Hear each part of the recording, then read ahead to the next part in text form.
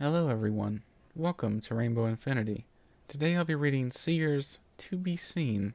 If you liked the reading, be sure to like, comment, and subscribe. Please enjoy. The Drop. It wasn't what woke Rarity up that startled her, which was in and of itself strange. To be woken up in the middle of the night by a bang which audibly came from within your house would terrify most ponies. But for Rarity, it was the specific fact that she had been woken up in the first place which scared her. There wasn't any reason for it to get this loud if all her safeguards were properly in place. Therefore, all of her safeguards couldn't have been properly in place. Therefore, she had to go downstairs. She threw off her covers and began to get dressed. There was something about haughtily putting on her dressing gown and slippers which comforted her. To outwardly act like this was some minor annoyance allowed her some much-needed denial. But then, was the denial necessary? All she had to do was go downstairs and check. Then she could come back up and go to bed. She'd done it before and would do it again. It was easy. Rarity poked her head out of the door and peered down the hall. It was easy. She forced herself to leave the room. She shouldn't have needed to. This was her house after all, but she did so all the same. With a thought, she flared her horn, casting a pale blue glow that illuminated most of the hallway. Not all of it, but most. On her way down, Rarity stopped by Sweetie's room. It wasn't really Sweetie's room, mind.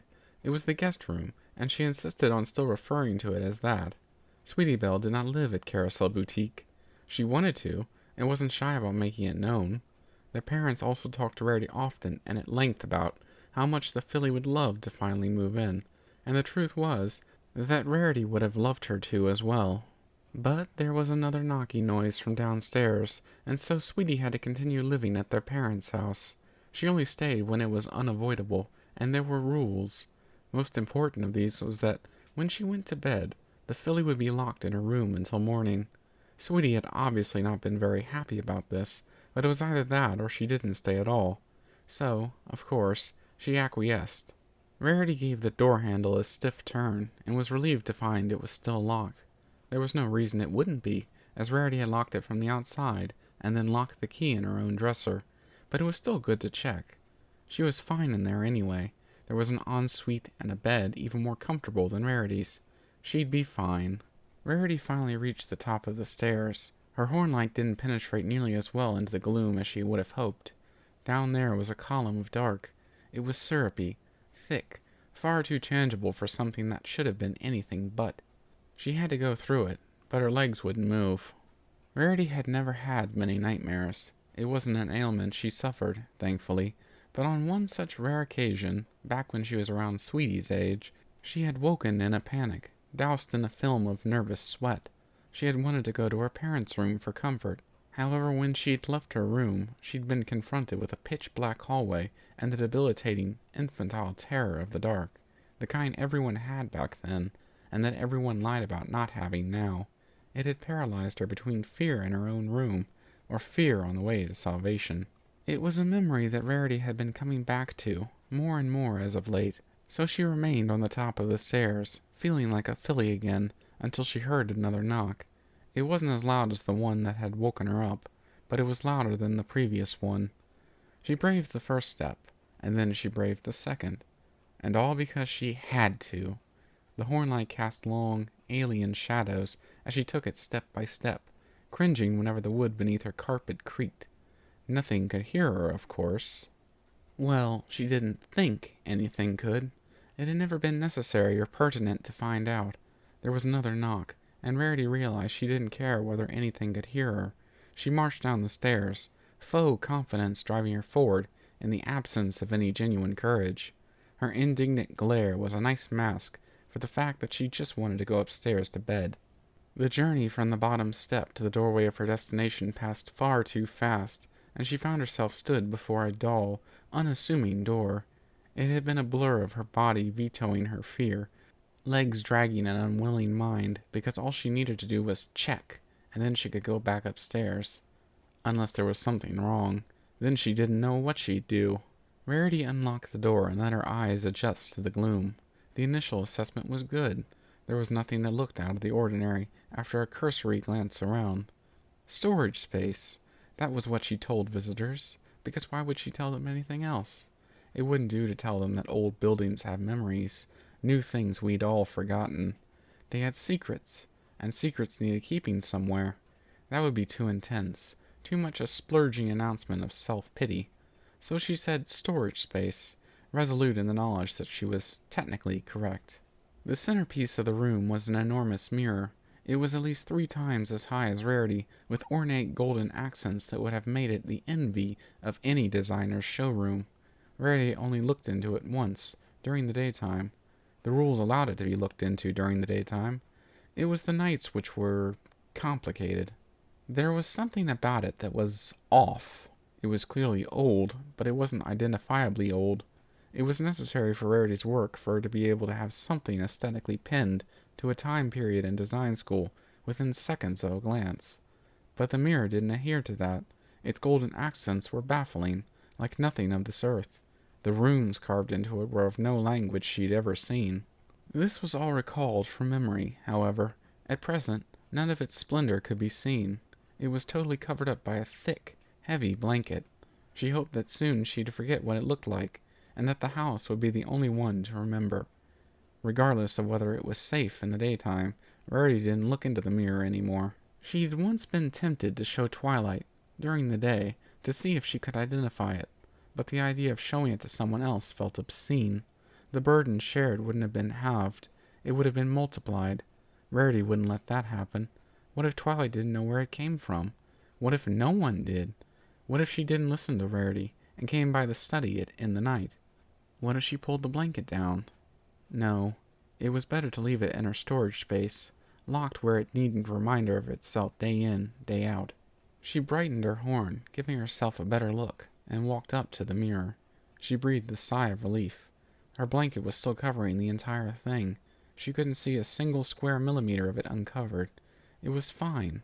It almost felt like an anticlimax, given the enormous build-up, but it was an anticlimax she was glad for. But as she turned away, she heard something faint from behind the blanket. She had never been this close on an off night. And though it had sickened her, Rarity had walked through that darkened hallway on that night, so long ago. Her tiny body had pulled her to her parents' room when her mind had screamed at her to go back to bed, because all she wanted to do was go back to bed now she'd confirmed it was all fine down here. But her body had other ideas. It needed to know what was at the end of that hallway. It had covered the mirror for years, and if she could just listen for a few seconds and not hear anything, then maybe there was nothing to hear at all. Rarity leaned forward, putting her ear as close to the blanket as she could stand. She flinched for a moment when the velvet brushed her ear, but then she was recovering, and moving in closer still. Head cocked, neck stretched, ears straining for something other than her own heartbeat. Rarity listened. When she'd walked through that hallway and got to her parents' room years ago, it had all seemed okay for a second, until her eyes had adjusted to the dark, and she'd found her mother, standing silently, and her father nowhere to be seen. It was like the beginning of falling off the precipice, the moment you realize something is much more wrong than that you'd ever dared think. It was like that now as well, when she heard a sudden, steady knocking from behind the blanket. And when she was a filly, seeing her mother standing so unnaturally, half lit by whatever moonlight could filter through the curtains, she hadn't realized she was still in a nightmare, because if she'd just known that then, she might have known the worst was yet to come. When her mother abruptly started towards her, shrieking, it was like her world was burning.